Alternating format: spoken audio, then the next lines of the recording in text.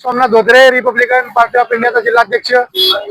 या ठिकाणी आंदोलन बसण्याचं कारण असं, गेले भरपूर दिवस म्हणजे गेले 7 ते 8 वर्ष जो MSCBC महावितरण कंपनीमध्ये सातारा विभागामध्ये जे भ्रष्टाचार चाललाय त्या संदर्भात आम्ही या ठिकाणी उपोषणाला बसलोय।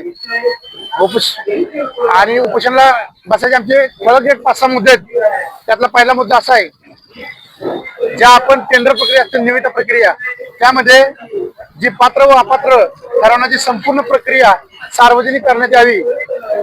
आतापर्यंत काय झालेला विषय, त्या अधिकाऱ्यांच्या म्हणजे थोडक्यात 12% साहेब म्हणतील तसं टेंडर निघतंय, त्यामुळे ती टेंडर सार्वजनिक करण्यात यावं ही आमची पहिली अट आहे। दुसरी अट अशी, विविध कामाचे वाटप करताना इथं संबंधित जोपासून विशिष्ट ठेकेदारांना फक्त लाभ मिळतो, तो लाभ विशिष्ट ठेकेदारांना न मिळता सर्वसामान्य ठेकेदाराला पण मिळावा, यासाठी ही पण आमची दुसरी मागणी आहे। त्याप्रमाणे तिसरी मागणी अशी,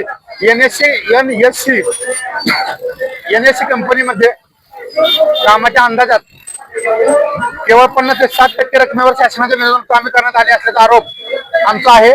संबंधित सर्व कामांची तांत्रिक, आर्थिक व गुणवत्ता तपासावी।